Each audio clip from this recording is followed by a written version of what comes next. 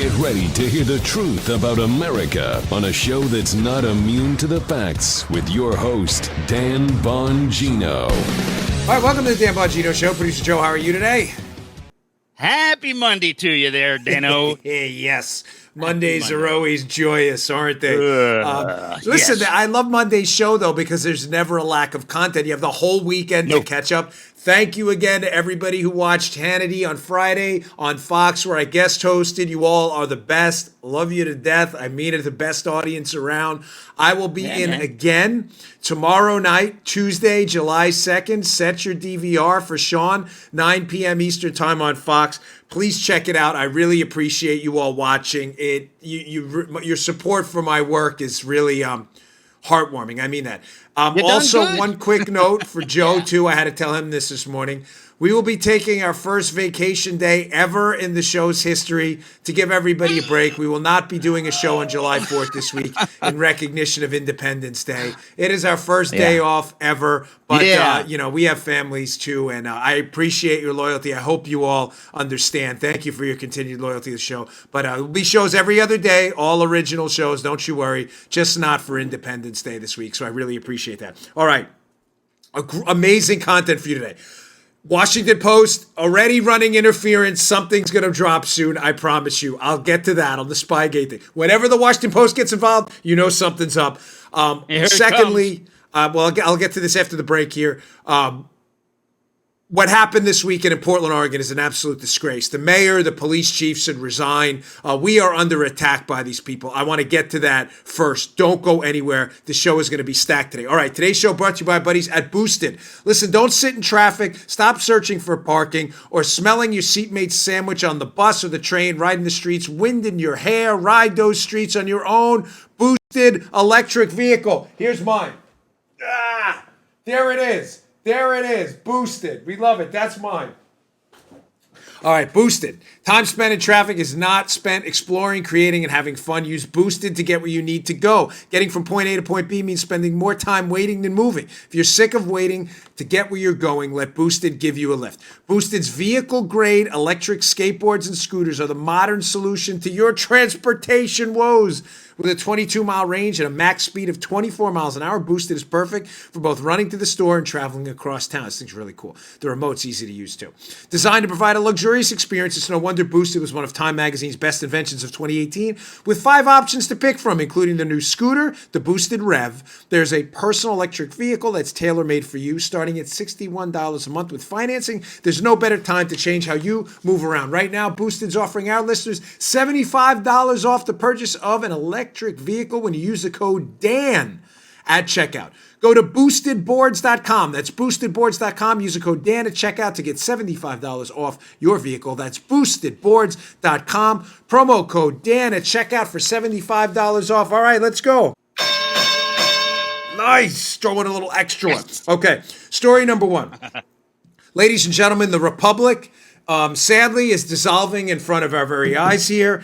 We share nothing in common with these radical leftist lunatics anymore. Nothing.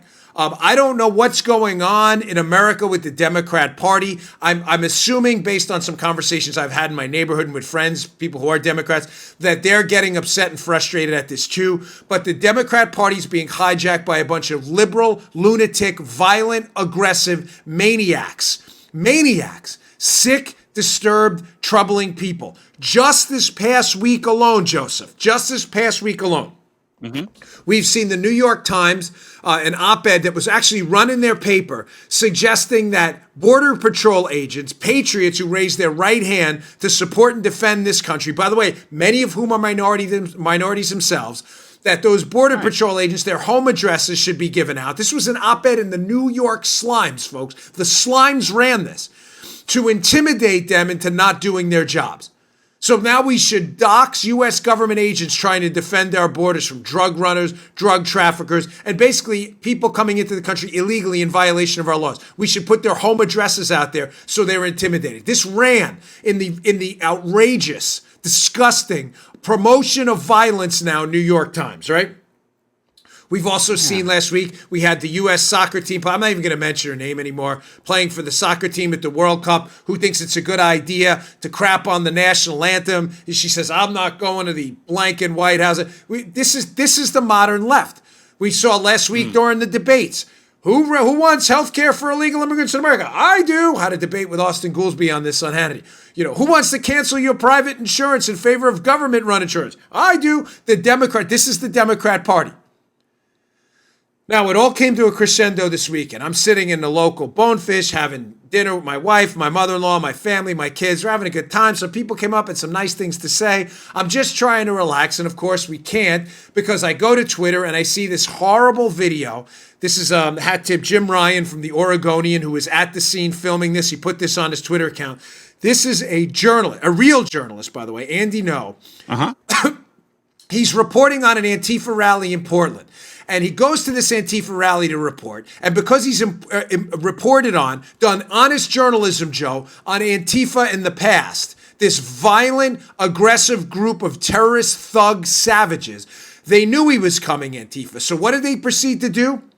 These Antifa animal savage pigs decide it's appropriate to beat the living snot out of this guy, Andy No. They steal his equipment. They hit him with quick dry cement. They punch him. They throw his object, looks like a rock, at the back of his head. He winds up in the hospital with a brain bleed, and he winds up with his earlobe torn. And of course, he's in the ER. I think he's out now. But ladies and gentlemen, these people are savages. They are total animals. Now, we know Antifa, the anti-First Amendment, anti-civil liberties, violent, thug, tyrannical, savage pig men and pig women. Total disgraces to me. Yes, I'm pissed, and I'm not making any apologies about it today because these people are chumps. It's not just that they're chumps, cowards, and pigs that bothers me. That's not it. What bothers me also, folks, and I'll get to this in a second, I have some tweets coming up and some other stuff to show you, is the response to this. Ladies and gentlemen, let me put myself on the record. And Joe, I know I'm speaking for you, so I don't even have to caveat this, and Paula as well. Yeah. Let's get this on the record. If you claim my ideological affiliation, conservatism, and you go out and pretend in our name that you're doing us some kind of justice or you're engaged in some higher cause, and you think it's appropriate to unprovoked physically and violently attack another human being, a reporter or otherwise, get out of our movement tomorrow. You don't belong here. You're not welcome here. You are, to anyone who in the name of so-called conservatism, because it's not conservatism, we believe in big R, God-given rights for every human being. That means the right not to be violently attacked. You do not speak in our name. I condemn completely, to use the words of President Trump, ironically, because the left seems to forget that, completely, anyone, and I know you do in our audience too, who engages in unprovoked violence against any human being, who engages in outright racism, any kind of supremacy of any kind based on the color of anyone's skin, you do not belong to any movement I belong in or anyone in my audience. Beat it, see you, wouldn't want to be you. You engage in violence, go to jail, and rot like the stain on humankind you are. Period. Period. You get that? Now, in case you had any difficulty understanding that, we do not condone the violent, aggressive beatings of other human beings in this movement. That's the liberals' thing. That's your thing. Oh, you doubt that? Now, folks, before I put these tweets up of maniac liberals defending this attack, and you can, if you want to see the video, you can see it on Twitter. You can see it on our YouTube, youtube.com/Bongino. But I describe, they spray him with silly string. They hit him with quick dry cement. They throw a rock at his head. They punch him in the face. They steal his equipment. This reporter, these Antifa thugs. If this would have happened, Joe, with a bunch of MAGA hat-wearing people who attacked physically and beat the hell out of a CNN reporter, God forbid, this would be condemned universally by every sane, rational, sentient being who claims conservatism. And as I said on Fox and Friends this morning, thank you for your feedback on the appearance, by the way, which was extensive. where I kind of got upset as well about this. I'm telling you, I don't speak for Fox News, okay? I work there, but I don't speak for them. If you were to go on Fox News, I can guarantee you this tomorrow. Because again, it's not me speaking for their management. If you were to go on Fox and condone any violence against anyone, you would be fired tomorrow. Justifiably so. I'm not talking about self-defense if someone punches you in the face. I'm talking about unprovoked, aggressive, violent beatings like what happened to this guy this weekend. Now, without any further delay, let me show you some tweets, and I could do this all day. These are just two of the gold medal, platinum medal, award-winning idiots of Twitter this weekend. Here first is some guy, Ayman Ismail. He claims to be some reporter for somewhere. This guy's a human disgrace. He's a slob. Look at this maniac, what he tweets.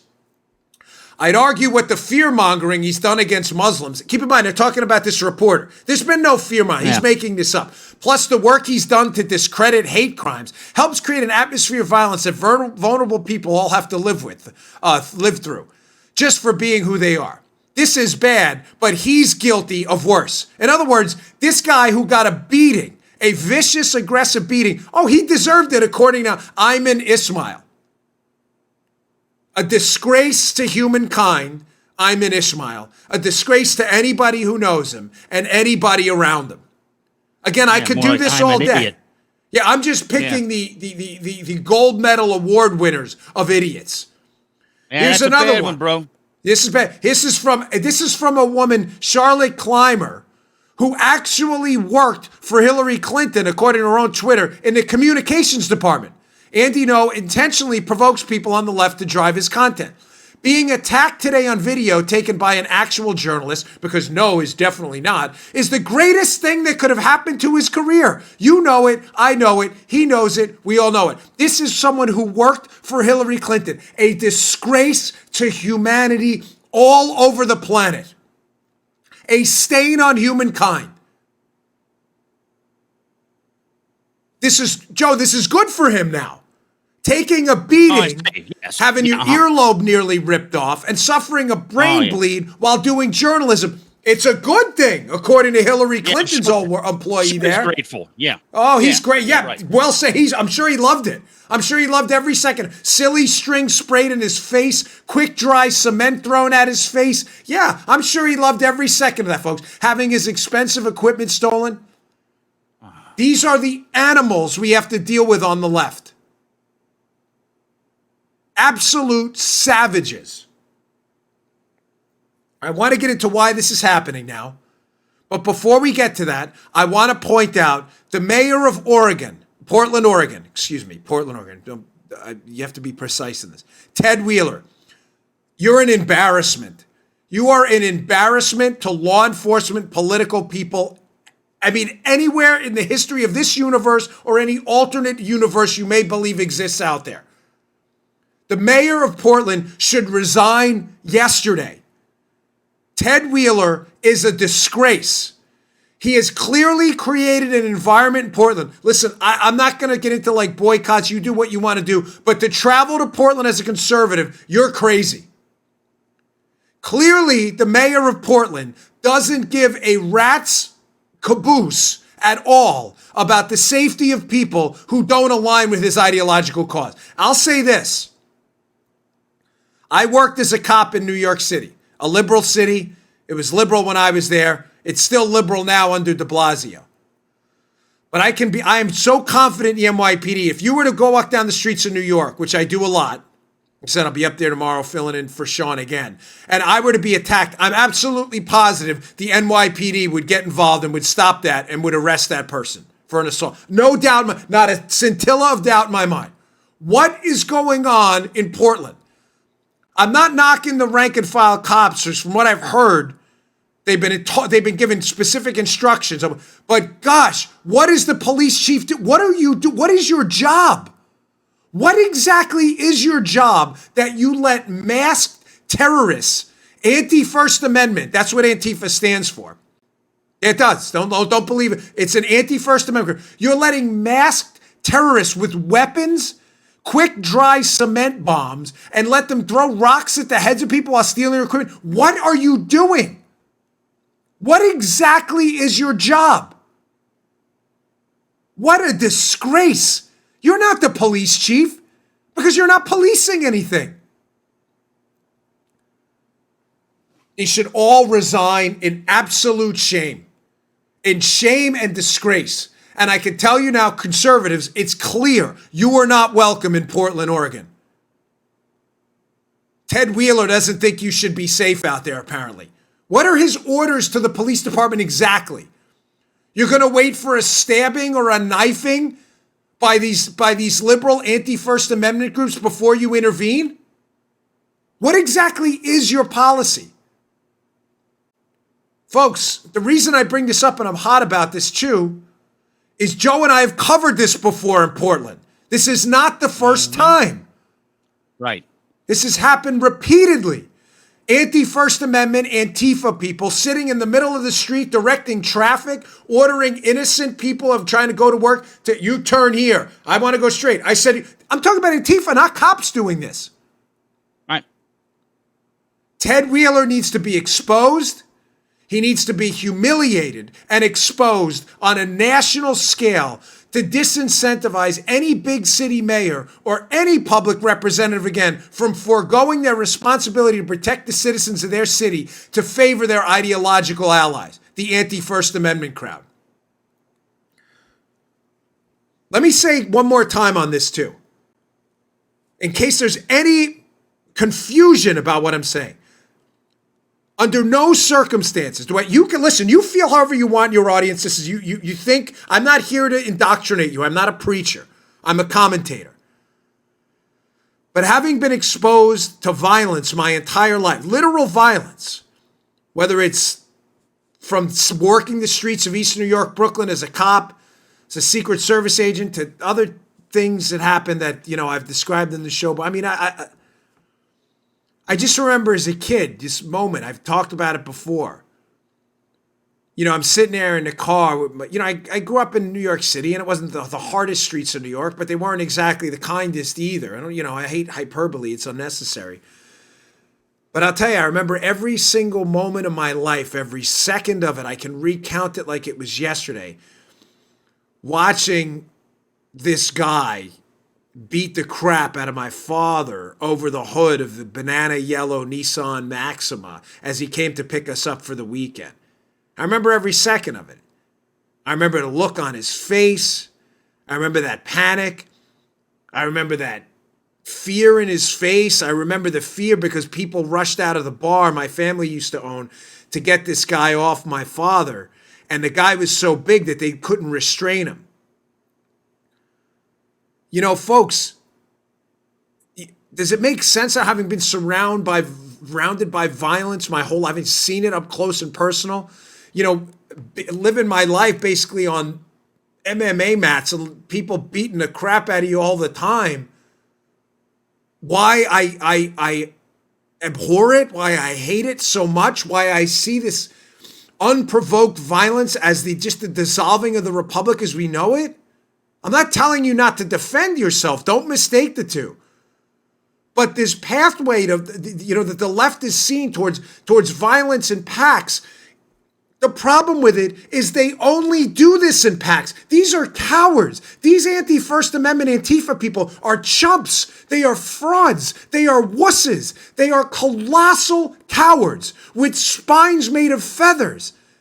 If they understood what real violence was like and they experienced the penalty of it, of what actual human violence enacted on you is like, if they actually experienced the penalty of it, they would be, let's say, less eager to do it themselves. Joe, why is there no penalty for what they do? Because they attack in packs, and the cops in Portland defend them while letting them relentlessly attack others. There's no penalty. To them, it's like taking out a nightstick and beating up on a Muay Thai punching bag. It's never going to hit back. There's no penalty. Because they attack in packs, because they're cowards. You never, ever, ever see them challenging someone to a fight on themselves because they don't want to experience that violence in return. These people are chumps, folks. They are soft. And this is, I will leave you with this because I want to explain what's going on too. You are going down a path you do not want to go down. I cannot put this warning out there in strong enough terms. There is no end but off a cliff when you start to promote violence to your political problems. There is no end. That is a powder keg. Once that fuse is lit, you will not be able to constrain the explosion. I cannot lecture my liberal friends in strong enough terms here and encourage them. I really don't have any more liberal friends, to be candid. But just for a second, entertain what I'm saying. You are lighting a fuse you will not be able to put out. And you are going to start a series of fights you don't want to see where this is going to go. There is no end to this once you start to use violence as a political tool. I have warned you repeatedly on this. We are constrained as conservatives by our belief in big R, God-given rights to every human being on this planet. It prevents us by our own moral and ethical code, thankfully, from ever attacking you. We don't do that. And we never will. But you relentlessly, violently, and aggressively condoning violent attacks on innocent people, I don't think you understand how bad this could get. As I've also said before, there is no emergency brake on their behavior, the left. Our emergency brake is an allegiance to God-given rights, to every human being. You don't attack your Democrat neighbor with a dry cement bomb because he's a human being. It's the credo I can't put out. This is the golden rule of the Dan Bongino show, which I've told you 1,000 times. The essence of this problem. We believe liberals are people with bad ideas. Liberals believe conservatives are bad people with ideas. This is a dangerous path. I cannot encourage you in strong enough terms to heavily reconsider the adoption of violence as a tactic. You will destroy and decimate whatever is left of this constitutional republic and leave a wasteland behind you.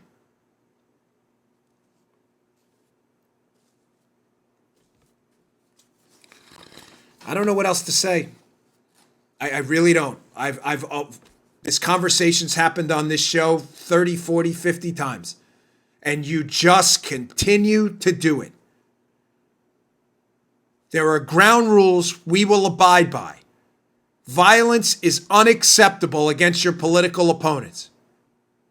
Apparently, you've thrown those rules out the window.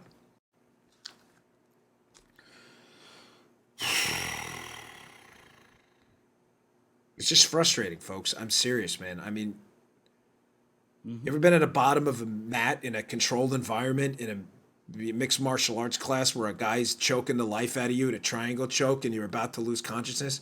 You think that's fun? You ever wonder why guys like me, I'm 6'1", 230 pounds. Oh, Bongino, oh my gosh, why isn't he behind us? We shouldn't be doing anything. That's not what we do. That is not what we defend yourself. That's not what we do here. The tough guys, the legitimate tough guys, and women, by the way, I know. Some of them work you over pretty good. They don't talk about it. They don't go start street fights. They don't go out to bars and puff their chest at every guy who bumps into them. Because they don't need to. We don't need to. We're conservatives. We're the cops. We're the military guys. We're the steel workers. We're the electricians. We're the people out there who worked our way through college, have the school of hard knocks behind us with the dirt underneath our fingernails. We don't need to impress these liberal Antifa snowflakes growing up with their marshmallows and their parents singing bedtime stories to them every night. We don't need to impress them. And I'm warning them. that them trying to impress us with their fake tough guy act is going to lead off a cliff and fast. All right, I got a lot more to get to today. By the way, speaking of tough people, did you see our new press secretary this weekend? On a little bit of a lighter note, Stephanie Grisham, who took over for Sarah Sanders. I'm going to get to this in a second. There's some video of her, again, to take a little bit of a lighter note here. But God bless her. We had the North Korea summit. I'll get to that in a second. This quickie summit. Trump met for an hour with Kim Jong-un. And I was very impressed by her. So I'll get to that in a second. All right, today's show brought to you by Genucel. Listen, you wish that double chin would just disappear? Newsflash, ladies and gentlemen. People look at your jawline. It simply tells your age. Here is the famous Robin from Lubbock, Texas. I put Genucel jawline cream in my neck 2 or 3 days ago. It's the best my neck has looked in 20 years. People told me my face looks young. I'm blown away. Here's our bottle right here, by the way, Chamonix. Using MDL technology and Chamonix's proprietary base, Genucel's brand new jawline treatment specifically targets the delicate skin around your neck and jaw for tight, healthy, younger looking skin. See results right before your eyes or 100% of your money back. No questions asked. My mother-in-law scooped up a lot of this. Genucel sent me a bag this weekend. Order now, and the classic Genucel for bags and puffiness is free with your order. Start to see results in 12 hours or less. Genucel immediate effects is also yours free. No double chin, no turkey necks. Yes, and no sagging jawlines because no one needs to know your age. Go to Genucel.com, that's Genucel.com, and enter Dan25 at checkout. Get your 2 free gifts and free express shipping. Go to Genucel.com, that's Genucel.com, and enter Dan25 at checkout. That's Genucel.com. You're going to love this stuff. My family does. Go check it out. Genucel.com, Dan25 at checkout for your discount. Okay. So a couple notes on what happened in North Korea this week. And again, it was a huge breaking news weekend. President Trump tweeted out, was it on Friday, an invitation to Kim Jong-un to meet him at the DMZ, the demilitarized zone. I've been there. I've been to South Korea. I've dealt with them. I'm going to get into a little behind the scenes in a second. But this is kind of a funny video. Stephanie Grisham, the new White House press secretary, there's a press shot where the White House press pool, for those of you who don't know what the press pool is, it's about 10, 20 members of the press that are delegated to pool that day, and they go out and they create pool shots for the rest of the press. They travel on Air Force One. They travel everywhere with the president. They get the shot. So they wanted the White House this shot of the meeting in this room, and apparently the North Korean Secret Service decided it'd be a good idea to stop the press. Well, Stephanie Grisham wasn't having any of it. She runs out of the room. She shoves over this North Korean Secret Service guy with like a hip check like I haven't seen since watching old New York Rangers hockey back in the day. She knocks this guy over. I love it. And she's like, you come with me now. I love this story for a couple of reasons. I will get into the seriousness of the meeting, some behind the scenes stuff, but again, in my prior line of work, when you were there's a number of guys on and women on the White House shift in the Secret Service. The people call them the body men around the president each day. One of them is always delegated over to the press as the press agent. There's a reason for it. The press has a lot of equipment, explosives, weapons could be hidden in their equipment. They have a lot of cases of stuff. So what we do is we sweep that equipment in the morning. And in order to keep the press what we would call clean, it doesn't mean they take a shower, clean meaning free of explosives and weapons, there's an agent that travels with them the rest of the day, Joe. So you don't have to constantly re-sweep the equipment with the dogs and the EOD personnel looking for explosives copy. So the new guy is typically the press agent. That's just the way it works because you're the farthest away from the president. So until you kind of learn your skills, you're usually the press guy. The press can be tough to deal with. It's a tough job, but these scrums happen all the time. But they rarely happen with foreign security because they usually take cues from us. If we give this foreign security a wink and say, hey, these press guys are okay, we're going to go, they usually don't say anything. What probably happened here, my guess and what I'm kind of like getting from some folks here, is the North Koreans, their Secret Service, is so not used to dealing with foreign counterparts, freedom, tyranny, and an open press, Joe, that the North Koreans were just like, We're going to give you the double-barreled middle finger, press people. You're not coming in here. Not realizing that our own press secretary was going to be like, oh, you're damn right they're coming in. And good for her with the hip check. I heard the press agent got involved afterwards. Basically told them to beat feet out of there. The press got their shot. Now, a couple of takeaways from this. As I just said, number one, scrums are common that this happens. It's just unusual with foreign. It's not uncommon for the press to be getting in a scrum with themselves, like getting over for the shot and for the, you know what I'm saying? But it's uncommon for them to deal with the foreign security like that. They usually don't stop us. So good for her for getting involved. But the irony here, folks, think of this from a bigger picture. President Trump is constantly attacked for calling out the media for what they are. A lot of them are fake news. But Joe, this is the most accessible president we have seen in American history to the press, ever. Does any sane person dispute that? Every time the guy goes out to the South Lawn for a lift to get on the helo, he stops, he does pressers. This is easily the most accessible president to the press we've had in American history. What I'm trying to get at is the media's attacks on Trump are entirely disingenuous. He's attacking the press. No, he's calling out the press for the fake news people they are. They've literally reported fake news. They promoted the Russia conspiracy. They're just hoaxers. He's not suggesting, though, that anything should be done to stop them, anything seriously. I mean, you get outside this nonsense. Also, his press secretary, as you see in that in the video, is the one fighting for the press to get access. She's the one who got bruised up, hip checking the North Koreans to get the press access. So whenever your liberal friends insist he's engaged in the war on the press, I always say, how? By doing 50 pressers a week and taking, 100 questions? It's ridiculous. By his press secretary hip-checking the North Koreans to get them into the meeting? It's nonsense. It's all garbage. I mean, this has happened to me before. I just remember specifically, dealing with some of these foreign security people. You have to be firm with them, and I think the North Koreans didn't get the message. I was thinking of this one specific incident when I was in a European country. I'm not going to say where. And I remember them specifically saying, only these cars are going to be allowed inside the equivalent of their White House. Now, we needed more cars because one car did something very special, let's say, and it had to be close to other cars, right? They were like, it's not coming in. I said, listen, Daddy-O, I didn't call him Daddy-O, but you get the point. He spoke broken English. I said, let me tell you what's going to happen here, okay? There's a freight train coming down those tracks. I hear the train a-coming. Sing it, Joe. Little Johnny Cash, baby. It's coming round the bend. I don't know the rest of that song. I love Johnny Cash. That freight train is coming.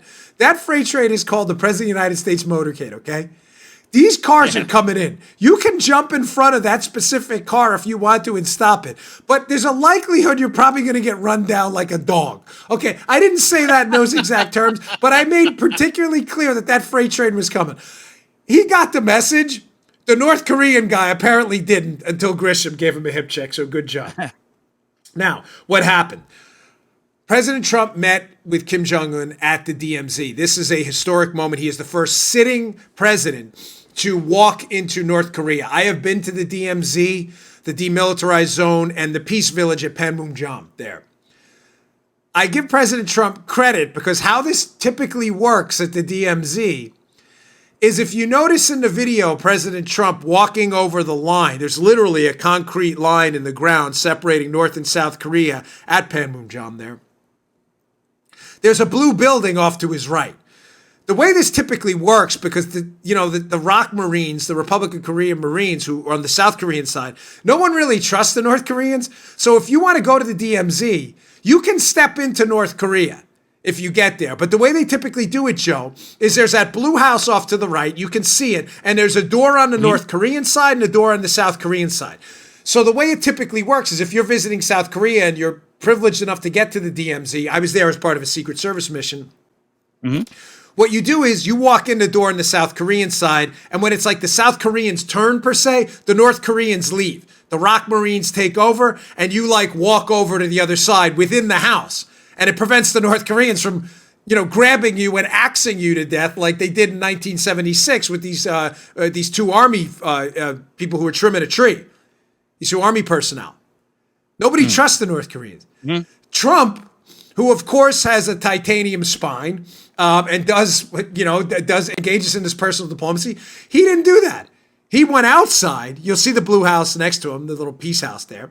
And he stepped over the line and walked into North Korea himself because that's what Trump does. He is an unconventional politician who does things outside of the box and has this deep belief in personal diplomacy. I don't understand people criticizing him about his North Korean efforts to develop some kind of personal relationship. Listen, with Kim, we know Kim's a tyrant, a thug, a savage, an animal man beast. Everybody knows that. And trust me, I'm not highlighting my personal relationship with Trump unnecessarily here to sound like some tough guy, but I've spoken to President Trump. He is entirely aware of what Kim is capable of. Entirely. He is not naive about this, but he also understands that this is a potential nuclear power that could do significant damage to our interests.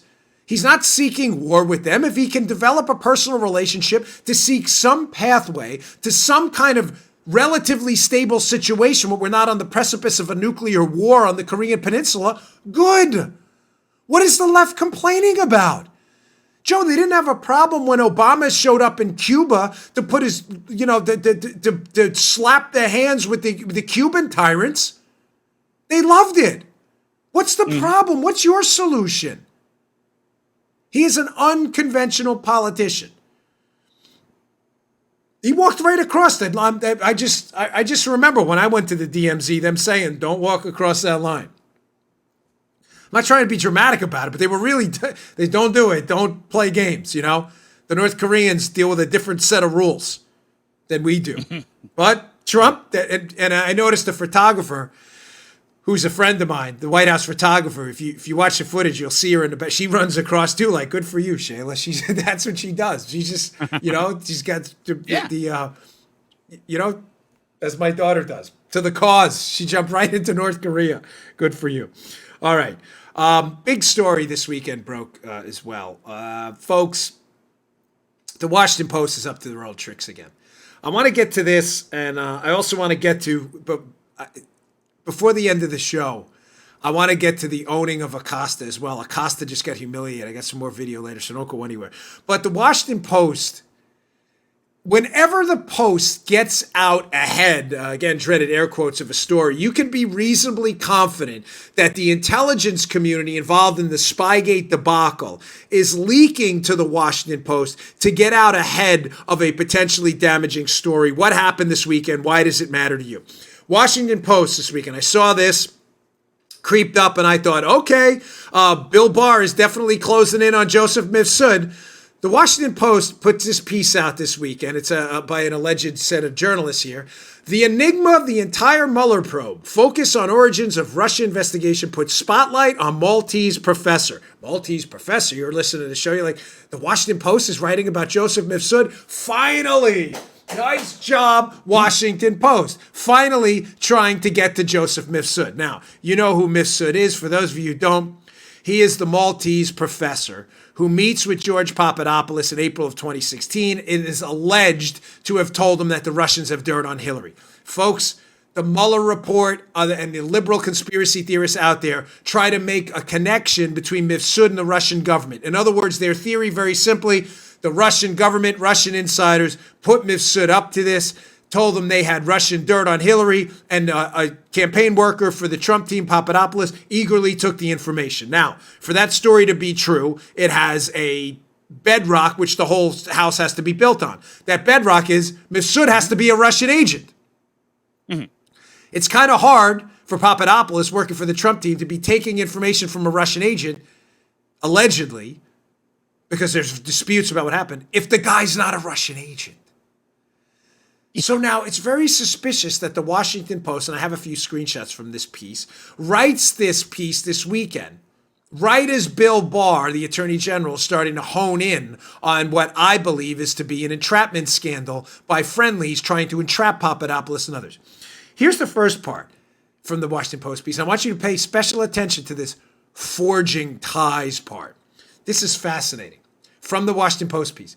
An examination of Mifsud's activities also shows that he began forging ties in Russia years earlier, and that he was working to expand his network in that country around the same time he met Papadopoulos in 2016, including by trying to broker new academic deals with a powerful Russian state university. Forging ties? I thought the liberal FBI, conspiracy theory media, I thought their entire premise, Joe, I need you as the ombudsman here, was that Mifsud was a Russian agent trying to pass information to the Trump team.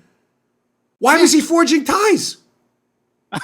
Joe, am I wrong? Are you not getting this? Like, if he's a Russian agent working with the Russians, why is he still forging ties? He's a Russian agent. What ties is he? The answer is he's not a Russian agent. This is the Washington Post trying to provide cover for intel insiders involved in the Spygate scandal, trying to get out in advance. Hey, maybe we were duped too on this Mifsud guy. The Washington Post steps on its own story and they don't even know it. How was Mifsud a Russian agent who was simultaneously forging ties with Russians? Those ties should have already been forged. Yeah. You think? By the way, I got an email from a friend this morning. He knows who he is. He listens to the show, but a guy you and I both know in the conservative content space who has an interesting theory on this too. I'll get that out in a second. But part 2 of this from the Washington Post piece, where they debunked their own theory.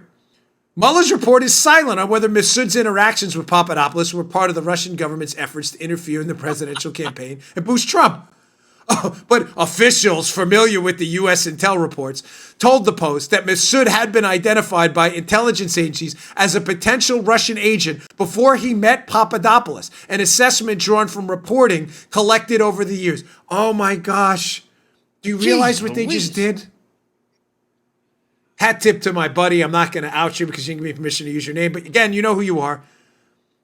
Ladies and gentlemen, there's only 2 potential answers to what the Washington Post just did.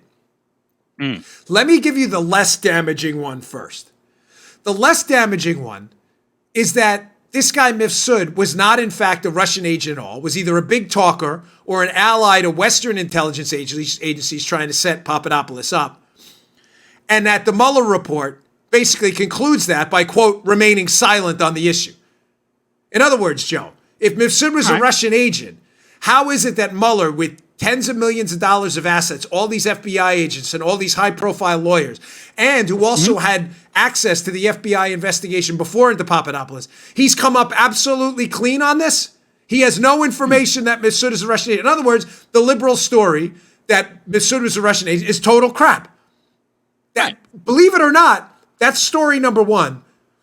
That is the less damaging narrative to the liberal lunatic conspiracy theory crowd. You're like, gosh, what's the more damaging one? Yeah. Ladies and gentlemen, pregnant pause here because this is unbelievable. Is it possible that the intel community officials who leaked this information to the Washington Post just outed a double agent to save their own butts? Daniel! Now, I got this morning again from someone. If he gives me permission on email to say who it is, I'm telling you, you all know him. And it was a brilliant analysis. Could be. Wow. In other words, is Mifsud a double agent? Was Mifsud recruited by the Russians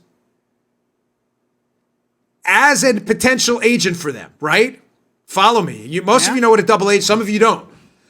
Yeah, in that process of being recruited by the Russians, was Mifsud then intercepted by Western intelligence friendlies who then told him, okay, do your thing with the Russians, but then report back on us on what the Russians are doing. In other words, the Russians think they have Mifsud as an agent, but Mifsud really flips and is working for friendlies, and he's reporting on the Russians. It reminds me of that that Charlize Theron movie where she's not a double, she's a triple agent. She's pretending to be working for the Russians while pretending to be working for the Brits while she's really working for the CIA. If Mifsud is a double agent, do you understand how damaging this is that intel insiders just burned everything this guy was doing in the Washington Post in order to preserve the narrative that he was connected to the Russians to make this conspiracy theory look legit? Oh, dude. Do you understand how our intelligence community will have completely disintegrated into the air if this happened? You burn a double agent, potentially putting his life at risk solely because you want to defend your reputation. Say, look, he had contacts with the Russians. How do we know that? Well, because we flipped him. He was a double agent. We flipped him. We flipped him for real. Remember The Usual Suspect? Yeah. So you flip a potential Russian agent, you put his life in danger, and you out him in the paper to defend your own reputation? Holy cow. I got that this morning, and I said to him, hey, I kind of thought, but I'm not sure which one of those is true at this point. But this I'm sure of. Mifsud is not a Russian agent. Whether he was a double agent, an unwitting, or a just accessory to an entrapment scheme by Western intel friendlies. I'm telling you, Mifsud was not a Russian agent. And this Washington Post piece is nothing more than an effort to get out in front of this story before the damaging effects of this take hold about just what Mifsud was up to. Remember, democracy dies in the darkness. Ironically, that's the Washington Post tagline. What they don't tell you is, here's the subheading to their tagline. We're turning the lights out. The worst. All right, I got some video. Again, the owning of Jim Acosta continues. This guy's just totally beclowned himself. It's funny. We've sold more books on pre-sale for my second book, Exonerated. It's coming out soon, by the way, folks. Exonerated. We've sold more on pre-sale than Acosta sold in his first week on sale, and he's celebrating his dopey book like he just conquered. He's Alexander the Great, conquering half the world. I mean, this guy's such a joke. I got this video. This is great. Trump putting him in his place. But last sponsor of the day. Helix Sleep. Are you in the market for a new mattress? If you're not buying a new mattress from Helix Sleep, you're making a big mistake. Why? Because Helix Sleep has a quiz. It takes just 2 minutes to complete, and it matches your body type and sleep preferences to the perfect mattress for you. Don't go buy some generic mattress made for somebody else. Tailor it to you. Are you a side sleeper, a hot sleeper? You like plush. You like firm. With Helix, there's no guesswork, no more confusion, and no more compromising. We have 2 of these in my house. We love both of them. I had to get 2 because my wife used to fall asleep reading my daughter's stories in her room on her Helix Sleep, and Helix was kind enough to send us one, so I got my wife back after that. Helix Sleep is rated the #1 mattress by GQ and Wired Magazine. Just go to helixsleep.com/Dan.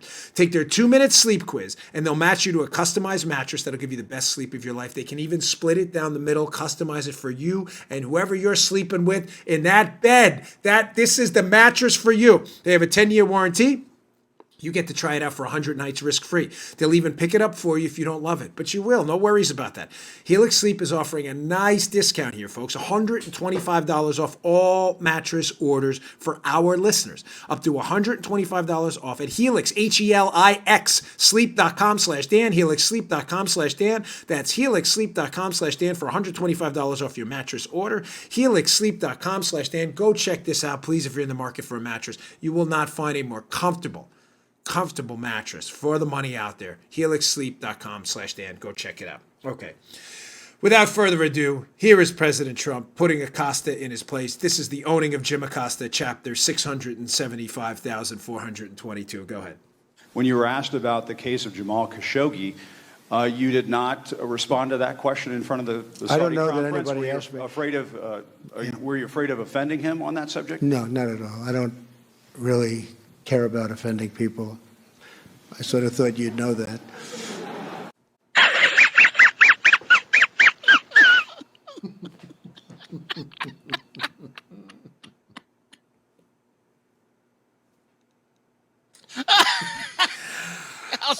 The Muttley. We haven't heard Muttley in a while. Muttley made an appearance again. Okay. He just keeps coming back for more, this guy. Listen, I have nothing at all of substance to add to that other than nothing. Usually I don't play clips. I just wanted you to hear it. That is it. The owning of Jim Acosta, chapter 675,422. He never, ever gets enough of getting destroyed by President Trump. Nice work. We love that. Okay, moving on. More serious note. What do we got? 5 years. Okay. The Democrats, the debates were a disaster last week. We know that. The flip-flopping continues. We're actually beyond flip-flopping now with the Democrats. We're into flip-flops, where they flip-flop and then they flip back and then they flop again. We've seen that with Joe Biden. Joe Biden, of course, was for the Hyde Amendment most of his career, which keeps federal funds from subsidizing abortions. Then he was against it. Then he was for it again. Now he's against it again. We saw that. Now we see Kamala Harris employing the Joe Biden. Remember, it's not a 180. It's not a 360. It's a 540. The 540 strategy of flip, flop, flip, flop. So Kamala Harris, last week during the debate, was asked on the stage, how would they feel about canceling the private insurance for government-run healthcare? She raised her hand. In other words, dumping your insurance plan. Now, instead of defending it, she's asked the next day, this is MSNBC, she's on this panel, Senator Harris, so you raised your hand yesterday that you're going to cancel people's private insurance in favor of government-run, single-payer, rationed healthcare, basically, right? Here's Harris, amazingly. Keep in mind, ladies and gentlemen, she's already flip-flopped on this. She opened her campaign suggesting she'd cancel your private insurance. She flopped. She flipped at the debate this week. Here's her flopping again. Do you believe that private insurance should be eliminated in this country? No. You don't? No, I do not. But you raised your hand last night. But the question was, would you give up your private insurance for that option? And I said yes. Oh, I think you heard it differently than others then. Probably, because that's what I heard. But we have to raise them. Yeah, but I will. By the way, can we have a rule, by the way, in future debates? No more hand raising. I mean, it's unfathomable how little integrity these people have with this. They take these positions. They think we're all stupid. Who went? She knows exactly what was being asked in that question. Only her and Bernie Sanders that night raised their hands, by the way. Are you telling me every other candidate on stage misinterpreted the question? We know exactly what the, was it Lester Holt who asked the question, was saying. Are you in favor of canceling private insurance for government-run health care? Her and Bernie raised their hand. The next day, she flops again. Folks, my point in this is a warning. The Democrats are lying to you. They are lying to you about what they plan on doing. And candidly, you may say, well, what are they planning on doing? I don't know. I don't know. It depends on what day you get them. Do you support middle-class tax hikes? Absolutely. The next day, do you support middle-class tax hikes? Not for the middle class. Why? You just said that. Do you support the Hyde Amendment? U.S. taxpayer money supporting abortion? I don't support it. The next day, do you support the Hyde Amendment? I support it. I thought you just said you didn't. Kamala Harris, do you want to cancel private insurance? I want to cancel it. Kamala Harris, do you want to cancel private insurance? That's not how I heard it. Folks, you cannot trust these people. You have an election 2020 coming up. At least you have right now the bird in the hand. You know what you get from Trump. You may not like his style. I don't mind it. Doesn't bother me at all. I like people who are unconventional and outside the box. You may not like it, but at least you know the truth. He's out there. He answers questions. You know what you're going to get. There's no act there, okay? This is all an act with the left. Now, doubling down on this. Julian Castro. This is a doozy. Julian Castro is promoting, again, this myth about emergency room usage. Before I get to this tweet, someone tweeted about his comments. He was on a weekend show this weekend. Julian Castro is a Democrat. He's running for president. He had a good night one during the debates, according to the Democrats, not according to us. Wants to open the borders. They love that. He just wants to decriminalize illegal immigration, right? Julian Castro, again this weekend, is promoting this myth that we are already paying for free health care for illegal immigrants in the country through the emergency room. And if we were to just give them free health insurance subsidized by you, that emergency room usage would go down. Emergency room is expensive, and we would save money. Joe and I have talked about this. This is a myth. But here's the tweet quoting Castro this weekend on the show. From Mona Salama. She said, quote, number one, this is from Julian Castro, excuse me. Number one, undocumented immigrants already pay a lot of taxes. Second, we already pay for the health care of undocumented immigrants. It's called the emergency room. Okay, number one, the fact that people in the country pay taxes in the form of sales taxes or whatever it may be is irrelevant. We pay taxes too. So what? Anyone who travels into the country and picks up something and pays a sales tax is now entitled to free health care subsidized by U.S. taxpayers? This is idiotic. So forget his first point about they pay taxes. You know, I travel overseas. I paid a tax in Hanoi when I left the hotel. Does that mean I get to claim Vietnamese funded health insurance? That's a stupid point. It's so imbecilic, it's hardly worth addressing. But his second point, we're already paying for it through the emergency room. In other words, emergency room use is expensive, and illegals and other people here are going to go to the emergency room. Therefore, if we just gave them taxpayer health care like Medicaid or government health care like Bernie Sanders' single-payer system for all, we're somehow going to save money. Ladies and gentlemen, I've only debunked this nonsensical talking point probably 25 or 35 times on the show. Here it is again from NPR. NPR, folks, not a right-wing think tank, okay? This article is in the show notes today at Bongino.com. It's from 2016. Please read it. Subscribe to my email list on the website. I'll email you these articles. NPR, emergency room use stays high in Oregon Medicaid study. By Christian Fodel Wenzel. Forgive me if I'm saying your name wrong. I'll put a snippet up from this piece here in a second. But a little background on this. People were randomly selected in Oregon. That's why their emergency room usage there makes for a decent study and a decent sample size. They were randomly selected for the Medicaid expansion under Obamacare. In other words, given taxpayer-funded health care. The theory that Democrats keep lying to you about repeatedly is that ER usage goes down when you give people taxpayer-funded health care, Joe, because they'll just go to the doctor rather than ER instead. Ladies and gentlemen, we tried this in Oregon. That's not what happened. From NPR, it says, quote, will Medicaid expansion save the country money as people stop using expensive emergency rooms for primary care? Not yet, suggests the latest findings from a landmark study published online in the New England Journal of Medicine. The study of Medicaid patients in Oregon who got Medicaid in 2008 found their ER use stayed high 2 years after they gained the health insurance coverage, even as they also increased their visits to doctors' offices. Folks, please keep this article in your cache of articles you can go to right away for your liberal friends. They will bring this ER thing. We're going to save money by giving illegals coverage or else they'll go to the ER. You will not save money. They've studied this already. The ER usage stayed high, and then they went to the doctor too. It is not going to save money. There is no evidence of that at all. As a matter of fact, it is going to cost us money. Julian Castro is simply making this up, ladies and gentlemen. All right, we have a stacked show today. I know we got a little emotional beginning, but I don't know any other way to say it, folks. We don't share anything in common with these people anymore on the left. Nothing. Something's got to give. I just don't see how we are the United States of America anymore. We'd be the States of America, but we certainly ain't united. And I am perfectly willing to get back to arguing ideas, but that's not up to us. That's how we handle it. That's up to the radical, violent leftists to put down their weapons, their concrete milkshakes, put down their sticks and their clubs, and to come to the table and argue like civilized people. That's up to you.